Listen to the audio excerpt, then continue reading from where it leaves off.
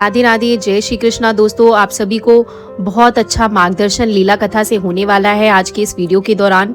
देखिए, जब हम लड्डू गोपाल लेकर आते हैं दोस्तों और घर में उन्हें स्थापित करने के पश्चात उनकी सेवा करना प्रारंभ करते हैं तो शुरू में हम बड़े उत्साह के साथ, बड़े ही प्रेम भाव के साथ ठाकुर जी की सेवा करना प्रारंभ करते हैं। लेकिन आपने देखा होगा काफी सारे भक्तों के साथ ऐसा होता है कि वो लड्डू गोपाल को लेकर आते हैं, विराजित करते हैं और बड़े ही प्रेम के साथ सेवा करना शुरू कर देते हैं। लेकिन धीरे धीरे उनके अंदर ठाकुर जी की सेवा के प्रति जो उत्साह था, जो भक्ति भाव था, जो प्रेम था, वह हल्का होने लगता है। धीरे धीरे उनका जो है वह जोश कम होने लगता है, उनका पूजा में मन नहीं लगता। कभी उन्हें लगता है जैसे कि पूजा पाठ करने से, ठाकुर जी की सेवा करने से उनके घर में कुछ भी अच्छा नहीं हो रहा है, उन्हें कोई अनुभूति नहीं हो रही है, ठाकुर जी के दर्शन नहीं हो रहे हैं। काफी सारे सवाल उनके मन में आने लगते हैं और जिस तरह से वे सुबह सुबह उठकर पहले ठाकुर जी को स्नान कराते थे, पूजा कराते थे, अब उनका क्या होता है कि सुबह सुबह उठने का मन ही नहीं करता। तो आज की लीला कथा से यही मार्गदर्शन होने वाला है कि ऐसा क्यों होता है, आखिर अचानक से इतना बदलाव क्यों आ जाता है कि जो भक्त ठाकुर जी को लेकर आते हैं, विराजित करते हैं और पूरे श्रद्धा भाव से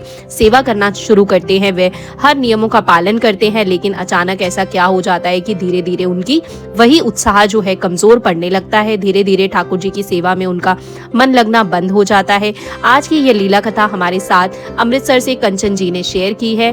वे कहती हैं कि उनकी आस पड़ोस में सभी लोग लड्डू गोपाल की सेवा करते हैं और सभी के घरों में ठाकुर जी की अपार कृपा है, सभी के घर में ठाकुर जी का आशीर्वाद है। कंचन जी ने भी अपने घर में दोस्तों छोटे से नन्हे से बाल गोपाल को विराजित किया और प्रेम पूर्वक उनकी सेवा करना शुरू कर दिया। कंचन जी कहती है जब वे लड्डू गोपाल को लेकर आई, उन्होंने ठाकुर जी को घर में स्थापित किया तो उनके अंदर एक नई उमंग थी, एक नया उत्साह था। जिस दिन वे ठाकुर जी को लेकर आई उस दिन तो उन्हें पूरी रात नींद भी नहीं आई। सुबह ब्रह्म मुहूर्त में उठकर ही उन्होंने बाल गोपाल को घर में विराजित कर दिया और कई दिनों तक पूरे उत्साह के साथ सुबह को उठकर ठाकुर जी की सेवा करती थी। उन्हें स्नान कराना, भोग लगाना, ठाकुर जी के साथ बातें करना उन्हें बहुत अच्छा लगता था। धीरे धीरे उनका जो है ठाकुर जी के प्रति भाव जो है वो बढ़ने लगा। उन्होंने नियमों का पालन करना शुरू किया और नियमों के पालन के अनुसार उन्होंने ठाकुर जी की सेवा करना भी शुरू कर दिया। कंचन जी कहती हैं कि जब तक लड्डू गोपाल उनके घर नहीं आए थे तब तक वह डेली रूटीन में पूजा पाठ नहीं करती थी। मतलब कि कोई तीज त्योहार हो गया तो वह पूजा पाठ करती थी, वरना जैसे कि रूटीन से सुबह उठना, स्नान कराना, जोत लगाना, पूजा आरती करना, यह सब कंचन जी नहीं करती थी। जैसे ही लड्डू गोपाल के घर में विराजित किया उन्होंने, उसके पश्चात से उनका जीवन ही बदल गया। सुबह को उठना, स्नान करना, फिर ठाकुर जी को स्नान कराना, उसके पश्चात पूजा आरती करना, ठाकुर जी को भोग लगाना, मतलब कि उनकी जीवन पूरी तरह से परिवर्तन हो चुका था। पूरे 6 महीने तक कंचन जी लड्डू गोपाल की पूरी श्रद्धा भाव से पूजा पाठ करती रही, उनकी सेवा करती रही। लेकिन फिर अचानक से ऐसा बदलाव हुआ। कंचन जी कहती है कि अब उन्हें सुबह उठकर ठाकुर जी की सेवा करने में आलस आने लगा। अब वह चाहकर भी उठ नहीं पाती थी। उन्हें ऐसा लगता था जैसे कि थोड़ी देर और विश्राम कर लूं, मगर जो उत्साह उनके अंदर था, जो ठाकुर जी की सेवा को लेकर उनके मन में श्रद्धा भाव और प्रेम था, अब वह सच में वैसा नहीं रहा जैसे पहले था। जैसे स्थायी रूप से होना चाहिए वैसे नहीं हुआ, हल्का पड़ने लगा था। काफी सारे नेगेटिव विचार उनके मन में आने लगे थे, जिस प्रकार से जैसे कि वे सोचती थी कि ज्यादा पूजा पाठ करने से भी हमारे जीवन में संकट दूर नहीं हुए और हम पहले पूजा पाठ नहीं करते थे तब भी हमारे जीवन में बहुत अधिक संकट थे, तब भी कुछ प्रभाव नहीं पड़ा था। ठाकुर जी की सेवा को लेकर उनके मन में जो है काफी सारे सवाल उठते रहे, वही दूसरों और उनका मन विचलित रहता था। पूजा में मन नहीं लगता था जैसे शुरू में मन लगता था, अब उस प्रकार से कंचन जी कहते हैं उनका मन नहीं लगता था। अब वह ज्यादा लेट उठती थी, उठने के पश्चात वह नहा धोकर ठाकुर जी की सेवा तो करती थी लेकिन उस वाले उत्साह से नहीं करती थी। जब लड्डू गोपाल को लाकर उन्होंने घर में विराजित किया था और उनकी सेवा करना शुरू किया था, अपने अंदर इतना बड़ा बदलाव देखकर मन ही वो परेशान भी थी, विचलित भी थी। लेकिन उन्हें कुछ भी समझ नहीं आ रहा था कि अचानक से उन्हें हो क्या गया है। जो लड्डू गोपाल की सेवा किए बगैर 1 मिनट नहीं रहती थी, जिन्हें ठाकुर जी के पास आना, उनसे बातें करना, उनकी पूजा करना, उनकी सेवा करना इतना अच्छा लगता था, अचानक से उनमें ऐसा बदलाव क्यों आ गया कि मंदिर की तरफ उनका जाने का मन ही नहीं करता। क्या ठाकुर जी उनकी सेवा से प्रसन्न नहीं है? क्या सेवा में उनसे कोई भूल हो गई है? क्या लड्डू गोपाल कंचन जी से सेवा लेना नहीं चाहते? काफी सारे नकारात्मक विचार जो है कंचन जी के मन में चल रहे थे और इन सब बातों को लेकर वे काफी ज्यादा परेशान भी थी। कंचन जी कहती हैं कि वो ठाकुर जी से कहने लगी कि है लड्डू गोपाल कहते हैं ना कि आप अपने भक्तों को स्वयं चुनते हो, जिससे आपको सेवा लेनी होती है, उनका चुनाव तुम स्वयं करते हो और वे सौभाग्य होता है हर भक्त का कि उन्हें आपकी सेवा मिलती है, क्योंकि आपकी इच्छा के बगैर किसी भी भक्त को आपकी सेवा नहीं मिल सकती। मुझे आपने सेवा दी और उसके पश्चात फिर मैंने मन से इस तरह के भाव क्यों प्रकट होते हैं, मेरा पूजा में मन क्यों नहीं लगता और किस कारण से आप मुझे कभी कोई दर्शन नहीं देते, आप मुझे अनुभूति नहीं कराते, क्या आप मेरी सेवा से प्रसन्न नहीं हो, क्या मेरी पूजा पाठ में कोई कमी हो रही है या फिर मैं इस योग्य ही नहीं हूं कि मैं आपकी सेवा कर सकूं। काफी सारे सवालों के जवाब जो है ठाकुर जी से कंचन जी मांग रही थी और उन्हीं के पास बैठकर रो रही थी। कहते हैं हम जब ठाकुर जी के सामने अपने मन की बातें करते हैं, जब हम अंदर से टूट जाते हैं, दुखी हो जाते हैं और अपने लल्ला को अपने दिल की बात बताते हैं, तो दोस्तों वे अवश्य ही सुनते हैं। कंचन जी जिस दिन लड्डू गोपाल के सामने बैठकर अपने मन की बातें कर रही थी, रो रही थी, परेशान हो रही थी और कह रही थी कि हे लड्डू गोपाल, मेरा मार्गदर्शन कीजिए, आखिर मेरे साथ इस प्रकार से क्यों हो रहा है, क्यों मेरे अंदर इतनी नेगेटिव बातें आ रही हैं, इतने नेगेटिव विचार मेरे मन में आ रहे हैं, ऐसा क्या हो गया है जिसके कारण से मेरा पूजा में मन नहीं लगता। उसके 2 दिन बाद कंचन जी कहती है उनकी अचानक से बहुत ज्यादा तबीयत खराब हो गई। उनकी तबीयत इतनी खराब हो गई कि वे उठकर ठाकुर जी को स्नान भी नहीं करा पा रही थी। उस दिन उन्होंने ठाकुर जी को स्नान नहीं कराया, सिर्फ लड्डू गोपाल के सामने दूध का भोग रख दिया। अब उन्हें और अधिक चिंता हो रही थी कि ऐसा क्यों हो रहा है कि अब ठाकुर जी मुझसे जो है सेवा लेना बिल्कुल भी पसंद ही नहीं कर रहे हैं, मुझे स्नान की सेवा भी नहीं ले रहे हैं। मेरी तबीयत इतनी खराब हो गई है कि मैं अपने बिस्तर से उठकर उनकी सेवा भी नहीं कर पाऊंगी। इस कारण से कंचन जी कहती हैं कि उन्होंने कुछ दिन के लिए अपने बहन को अपने पास बुलाया। कंचन जी की बहन काफी धार्मिक प्रवृत्ति की है, कंचन जी से बड़ी है। अपने घर में वह युगल सरकार और ठाकुर जी की लड्डू गोपाल की सेवा करती हैं। कंचन जी कहती है कि मेरे बुलाने पर मेरी जो बहन है वह अपने छोटे से नन्हे से बाल गोपाल को लेकर मेरे पास आई थी, क्योंकि वह अपने बाल गोपाल को कभी भी अकेला नहीं छोड़ती। वह जहां भी जाती है लड्डू गोपाल को साथ लेकर जाती है और जो घर में युगल सरकार विराजित है उनकी सेवा उनकी सासू माँ कर लेती है, क्योंकि युगल सरकार की सेवा में ज्यादा नियम नहीं होते। दोस्तों युगल सरकार को रोज रोज जो है स्नान नहीं कराना पड़ता, लेकिन लड्डू गोपाल जी को जो है रोज स्नान कराना पड़ता है, रोज भोग लगाना पड़ता है, रोज वस्त्र चेंज करने पड़ते हैं। लेकिन युगल सरकार को रोज स्नान नहीं कराया जाता, रोज उनके वस्त्र जो है चेंज नहीं किए जाते, इसलिए युगल सरकार की सेवा कंचन जी कहती हैं उनकी सासू माँ आसानी से कर लेती थी, उन्हें कोई आपत्ति नहीं होती थी। लेकिन वे बुजुर्ग हो चुकी है, लड्डू गोपाल की सेवा उनसे अभी नहीं हो पाएगी, उन्हें स्नान कराना, भोग लगाना, काफी सारा काम हो जाता है, काफी सारी जिम्मेदारी हो जाती है, वो नहीं निभा पाएंगी। इसीलिए उनकी बहन हमेशा बाल गोपाल को अपने साथ लेकर जाती थी, जहां भी वह जाती थी ठाकुर जी की सेवा वहीं पर वह निरंतर करती थी। अब कंचन जी कहती हैं कि मेरी बहन ने अपने लड्डू गोपाल को लाकर मेरे मंदिर में विराजित कर लिया और कुछ समय के लिए मेरे पास वहीं पर ठहर गई। कंचन जी कहती हैं कि अगले दिन जब सुबह के समय उनकी बहन ठाकुर जी को स्नान करा रही थी, तभी अचानक से उनकी नजर मंदिर में रखे माचिस के पैकेट पर गई। उसके पश्चात उन्होंने मंदिर में नीचे देखा कि चारों तरफ जो है माचिस की जली हुई तिल्लियां पड़ी थी। उन्होंने सबसे पहले वहां से माचिस को हटाया, उन सारी जली हुई तिल्लियों को वहां से साफ किया और उसके पश्चात ठाकुर जी को स्नान कराने के बाद, पूजा आरती करने के बाद, भोग लगाने के पश्चात उन्होंने जो माचिस दिया जलाने के लिए मंदिर में रखी थी उसे वहां से उठाकर एक डब्बे में बंद करके दूसरी जगह रख दिया। और उसके पश्चात उन्होंने एक ऐसी बात बताई जिसे सुनकर उनके जो कंचन जी है उनकी सारी शंका दूर हो गई। कंचन जी कहती है कि मेरी बहन ने मुझे बताया कि पूजा घर में कभी भी माचिस नहीं रखनी चाहिए। अगर हम अपने पूजा घर में माचिस रखते हैं तो हमारे घर में नेगेटिव एनर्जी बहुत अधिक बढ़ जाती है, हमारे मंदिर में नकारात्मक ऊर्जा प्रवेश कर आती है। अगर हम दिया जलाने के बाद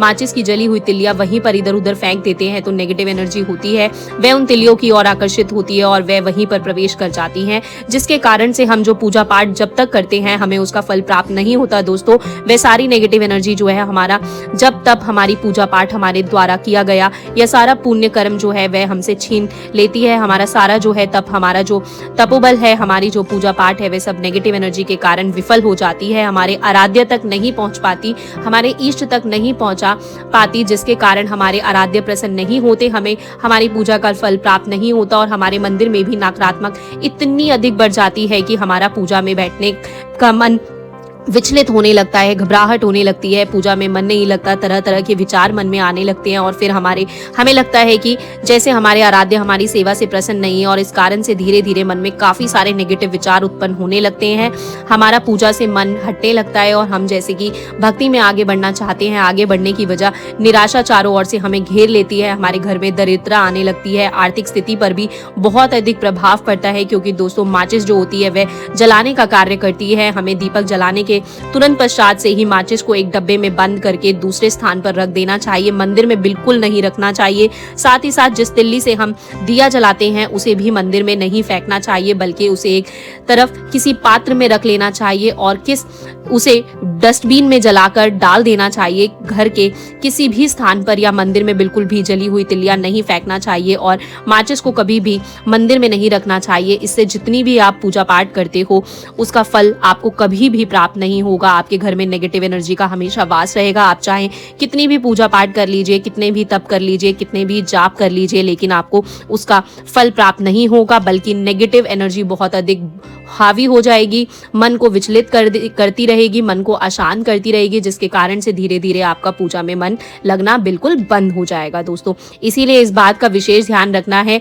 कंचन जी कहती हैं कि जब उनकी बहन ने ये सब बातें उन्हें अच्छे से समझाई तो उन्हें समझ आ गया कि आखिर क्यों आजकल उनके साथ इस प्रकार से घटनाएं हो रही हैं कि उनका पूजा में मन नहीं लगता, उन्हें पूजा करते समय आलस आता है, उन्हें पूजा करने का मन नहीं करता, क्यों उन्हें अपनी पूजा का फल प्राप्त नहीं हो रहा है। इतने दिन से वे ठाकुर जी की सेवा कर रही हैं, लेकिन ठाकुर जी की कोई अनुभूति नहीं हो रही अभी तक, ना ठाकुर जी के दर्शन होते हैं, ना ठाकुर जी उन्हें कोई संकेत देते हैं। अब सारी बातें पता चलने के बाद कंचन जी कहती हैं कि अब उन्होंने अपनी इस भूल में सुधार किया। उन्होंने उसी दिन से निर्णय किया कि आज के बाद वह इस बात का विशेष ध्यान रखेगी कि उनके पूजा घर में कहीं पर भी माचिस ना रखी हो। साथ ही साथ उनकी माचिस की तिल्लियों पर भी जो उन्होंने लापरवाही बरती थी, जोत लगाने के बाद वह तिलिया वही मंदिर में फेंक देती थी, अब उन्होंने उस भूल में भी सुधार किया। दोस्तों, जैसे हम पूजा पाठ करते समय धूप बत्ती लगाते हैं, दिया लगाते हैं, तो कभी कभी क्या होता है, जो दिए में बाती होती है वह पूरी नहीं जल पाती, वह बाती थोड़ी सी बच जाती है। दोस्तों, धूप जो होती है वह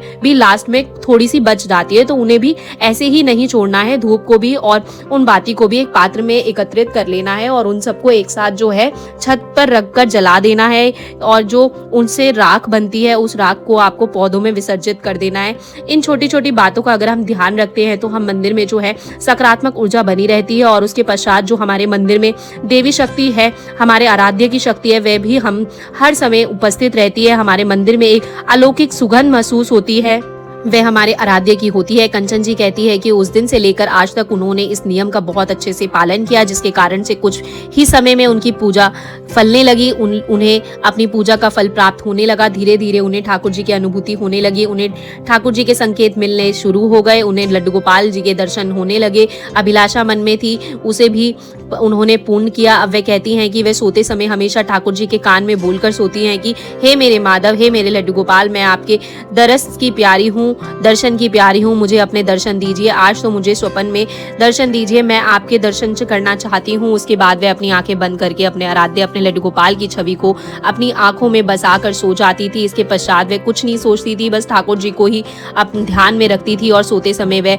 ओम नमो भगवते वासुदेवाय का 11 बार जप करती थी। ऐसा करने से कंचन जी कहती है उन्हें 11 या 12 दिन के अंदर ही लड्डू गोपाल के दिव्य दर्शन हुए। एक बच्चे के रूप में लड्डू गोपाल ने उन्हें दर्शन दिए। तो ये सब ठाकुर जी की लीलाएं होती है दोस्तों, अपने भक्तों का मार्गदर्शन करने के लिए। जब उनके भक्त कमजोर पड़ने लगते हैं, उनके विश्वास में कमी आने लगती है, तो वे सोचने लगते हैं कि जैसे कि ठाकुर जी जो है वे अपने भक्त की नहीं सुनते, जबकि ऐसा नहीं है दोस्तों। ठाकुर जी हर पल अपने भक्तों की सुनते हैं, हर वक्त अपने भक्तों को देखते हैं और जब जब उन्हें मार्गदर्शन की आवश्यकता होती है तो वे स्वयं उनका मार्गदर्शन भी करते हैं, भले ही वे किसी व्यक्ति को माध्यम बनाए या फिर कोई ऐसी लीला रच दे जिसके कारण से भक्तों का मार्गदर्शन हो जाता है। देखिए दोस्तों, जब हम भक्ति पर आगे बढ़ने लगते हैं तो भक्ति में रुकावटें आती हैं, नकारात्मक शक्तियां हमें पूजा पाठ करने से रोकती है, क्योंकि अगर हम जब तक करेंगे ना तो पूजा पाठ करेंगे, ठाकुर जी की सेवा करेंगे, तो यह जो नकारात्मक ऊर्जा होती है ये हमारा जो है बुरा नहीं कर पाती, हमारा अहित नहीं कर पाती। इस कारण से जब हम ज्यादा पूजा पाठ करने लगते हैं, ठाकुर जी की सेवा करते हैं सच्चे मन से और हमारे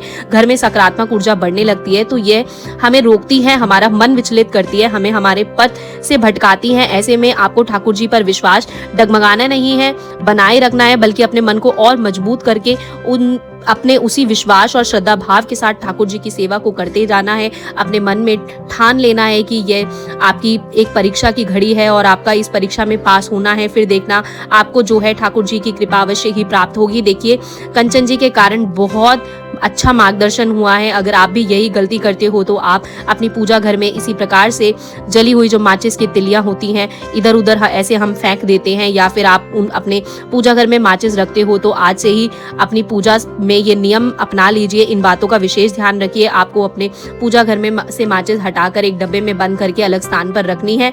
जब आप जलाओ उस समय वह माचिस लेकर आओ और जलाने के बाद तुरंत से वापस जहां पर आप रखते हो दूसरे स्थान पर वहीं पर रख दीजिए। इसी प्रकार से आपके मंदिर में हमेशा जो है पॉजिटिव एनर्जी बनी रहेगी, सकारात्मक ऊर्जा बनी रहने के कारण हमारे आराध्य वो हमारे मंदिर में प्रवेश करेंगे, हमारी पूजा जब तब उन्हें स्वीकार करेंगे और हमें उनका फल भी प्रदान करेंगे। दोस्तों, वीडियो को ज़्यादा से ज़्यादा आप शेयर करना, क्योंकि काफ़ी सारे ऐसे भक्त होते हैं जिनका विश्वास कभी कभी डगमगा जाता है, तो उन सब तक ये वीडियो पहुंचेगी तो ठाकुर जी की प्रति विश्वास और भी अटूट होगा। और अगर वो छोटी सी ये गलती करते हैं तो इसमें सुधार करने को भी वो अपने मन को शांत करके पूजा पाठ में लगाकर ठाकुर जी की कृपा प्राप्त कर सकते हैं। आशा करती हूँ आपको ये वीडियो अच्छा लगा होगा। वीडियो में कुछ भी आपको अच्छा लगा हो, कुछ भी आपके लिए हेल्पफुल हो तो वीडियो को लाइक और शेयर जरूर करिएगा। अच्छी लगी हो वीडियो तो वीडियो में कॉमेंट जरूर करिएगा। राधे राधे, जय श्री कृष्णा। और दोस्तों, अगर आप इस चैनल पर पहली बार ये वीडियो देख रहे हैं तो प्लीज चैनल को सब्सक्राइब कर दीजिएगा। इसी तरीके से मिलती रहूंगी मैं अब आपसे अगली वीडियो में। फिलहाल अभी आप सभी को मेरी तरफ से